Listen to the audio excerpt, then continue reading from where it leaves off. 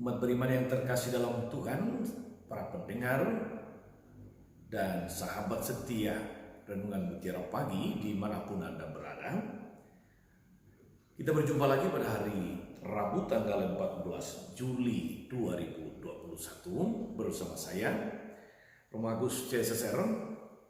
Hari ini kita akan merenungkan Injil Matius bab 11 ayat 25 sampai 27. Dalam nama Bapa dan Putra dan Roh Kudus. Amin. Sekali peristiwa berkatalah Yesus, "Aku bersyukur kepadamu, ya Bapa Tuhan langit dan bumi, sebab semuanya itu kau sembunyikan bagi orang bijak dan pandai, tapi kau nyatakan kepada orang kecil. Ya Bapa, itulah yang berkenan di hatimu.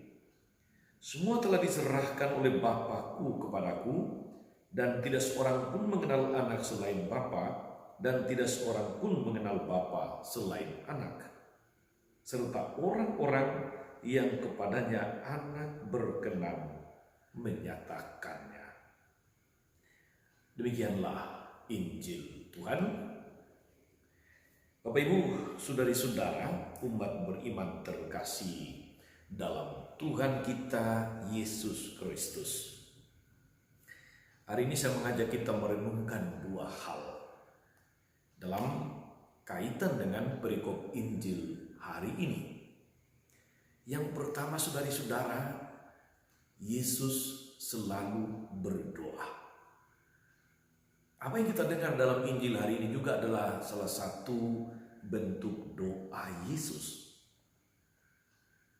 "Aku bersyukur kepadamu ya Tuhan, ya Bapa Tuhan langit dan bumi, sebab semuanya kau nyatakan kepada orang kecil dan kau sembunyikan bagi orang bijak dan pandai."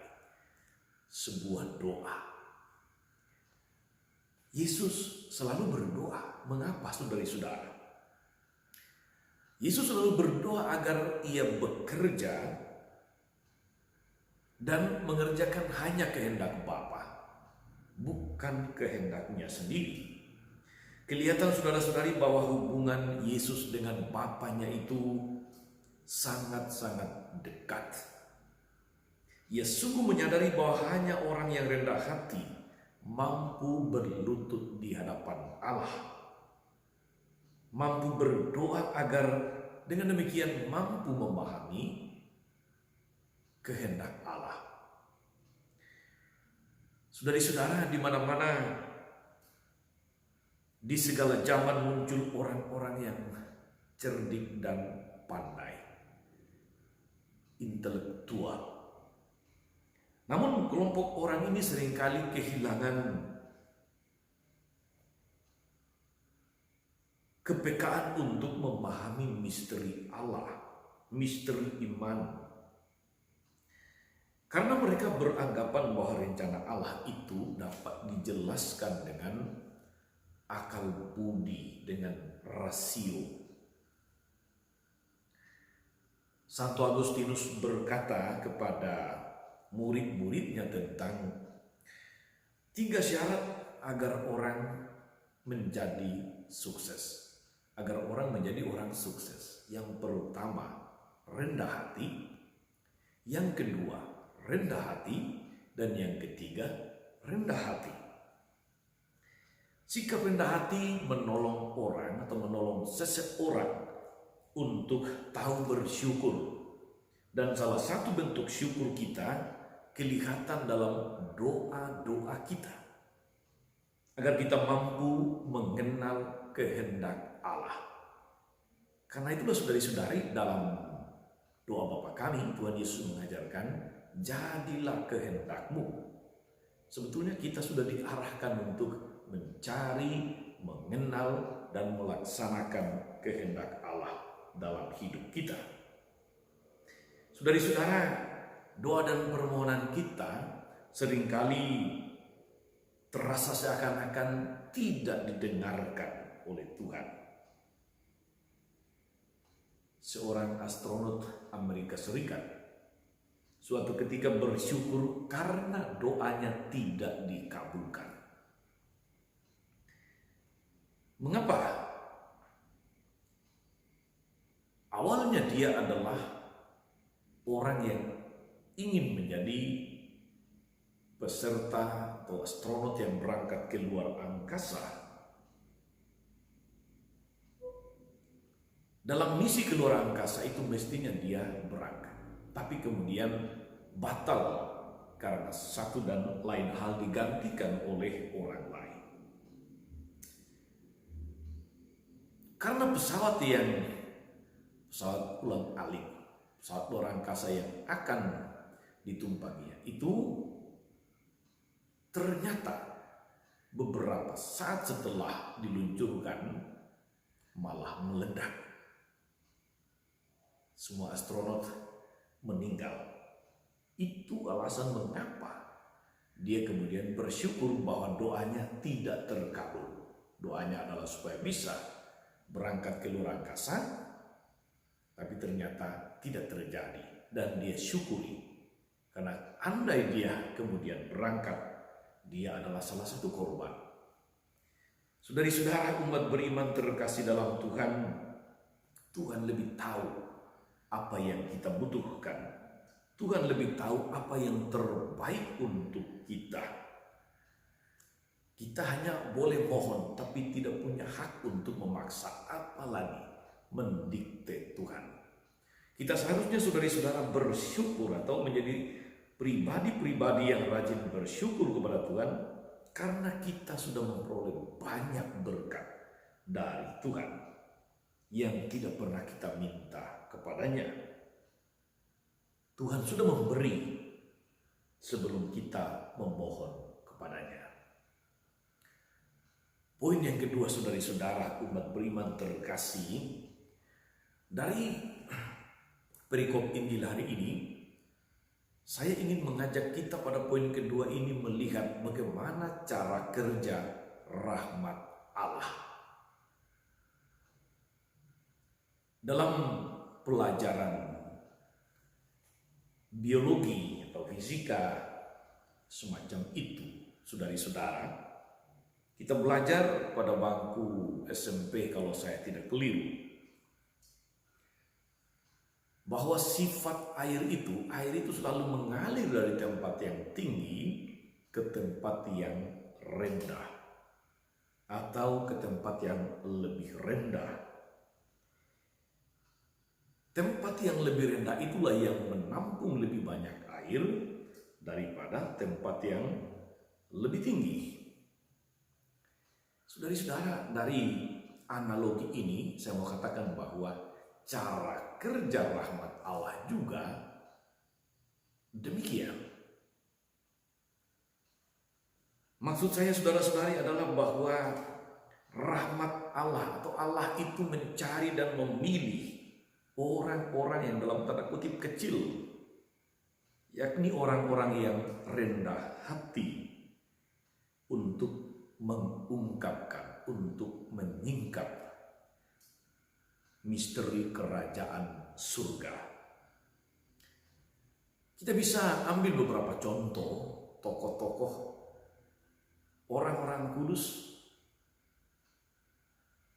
yang bisa menjadi inspirasi untuk kita dalam poin yang kedua ini. Katakanlah misalnya Bunda Maria. Bunda Maria, saudara-saudari, adalah teladan sempurna sebagai pribadi yang rendah hati, dengan menyebut dirinya sebagai hamba yang hina dina dan yang ditinggikan oleh semua bangsa, kemudian disebut bahagia. Itu contoh tokoh yang pertama. Yang kedua, kita kenal seorang kudus, Santo Yohanes Maria Vianney. Seringkali disebut pastor dari Ars atau orang kudus dari Ars di Perancis. Yohanes Maria Vianney adalah contoh dalam tanda kutip orang kecil, sederhana dan rendah hati, yang dipilih dan diangkat oleh Tuhan, saudari-saudara, untuk melimpahkan berkat rahmat keselamatannya Bagi orang-orang yang merindukan Tuhan melalui kehadirannya, melalui doanya, melalui penumpangan tangannya, melalui nasihat-nasihat rohaninya, banyak orang bertobat, banyak orang kemudian mengalami rahmat dan berkat Allah dalam hidupnya. Orang-orang kudus ini, saudari-saudara, tidak berambisi untuk katakanlah mengupuk harta surgawi bagi diri mereka sendiri, atau dengan menunjuk dan menghitung-hitung jasa yang telah mereka lakukan. Mereka memilih untuk menghadap Tuhan dengan tangan kosong. Menghadap Tuhan dengan tangan kosong. Dengan tangan terbuka di hadapan Tuhan. Dan justru dengan tangan kosong itu kemudian mereka menerima dan menampung berkat Tuhan yang berlimpah untuk selanjutnya tidak berhenti pada tangan mereka yang telah menerima itu, tapi untuk dialirkan, disalurkan kepada banyak orang yang membutuhkan. Saudari-saudara umat beriman terkasih, para pendengar setia renungan Mutiara Pagi yang diberkati Tuhan, kepandaian, kepinteran, seringkali saudara-saudari atau kadang-kadang justru digunakan untuk mengkritisi dan merasionalisasi misteri ilahi, sesuatu yang tidak mungkin.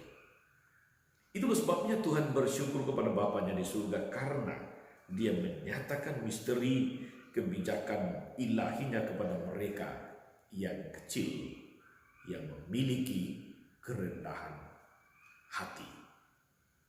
Saudari-saudara umat beriman terkasih, dari 2 poin yang kita renungkan ini, saya mengajak kita untuk ketika kita berdoa menghadap Tuhan, mari kita menghadap Tuhan dengan tangan kosong, dengan tangan terbuka. Kita meminta, kita hadir kepadanya, hadir di depannya, kita menerima rahmat, lalu kemudian kita salurkan rahmat. Kita hadir di hadapannya untuk meminta sesuatu. Tetapi juga pada saat yang sama, kita pasrah untuk menerima apapun kehendak Tuhan. Apapun yang diberikan oleh Tuhan kepada kita, itulah yang terbaik menurut rencana kehendaknya. Selamat beraktivitas hari ini. Jangan lupa saudara-saudari untuk terus-menerus menerapkan protokol kesehatan. Jaga jarak, pakai masker, sering mencuci tangan, dan hal-hal sekitar itu yang membuat kita menjaga keselamatan saudara, sekaligus juga menjaga keselamatan pribadi kita. Tetap sehat dan semangat. Salam 52. Tuhan Yesus memberkati. Maria Bunda selalu menolong, setia mendoakan kita semua. Amin.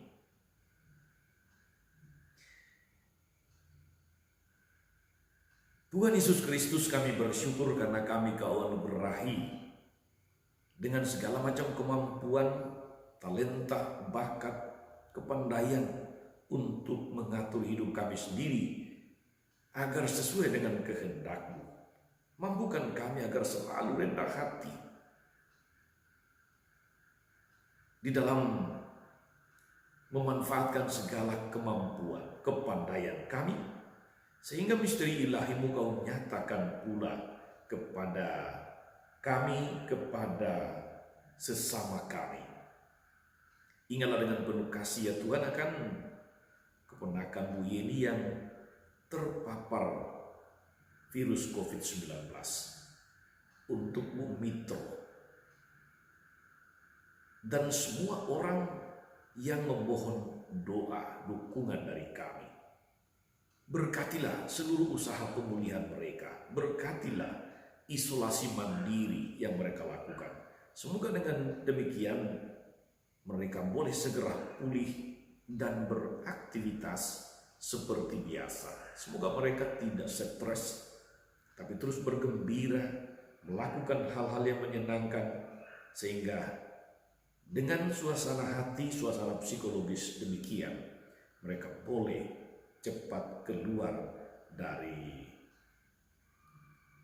masalah virus yang menggerogoti atau yang memapari mereka. Kami percayakan semuanya ini ke dalam tangan-Mu ya Tuhan. Sebab Engkau adalah Tuhan yang penuh kasih, yang memandang setiap orang yang rendah hati dengan mengalirkan rahmat-Mu yang luar biasa sepanjang segala masa. Amin. Saudari-saudara sekalian, berkatalah turun atas saudari-saudara, atas mereka yang kita doakan atau kita janjikan doa, mereka yang sakit dan menderita, segala rencana karya dan pelayanan kita sepanjang hari ini, Bapa dan Putra dan Roh Kudus. Amin. Jangan lupa like, subscribe, nyalakan lonceng notifikasinya. Salam 52, Tuhan memberkati.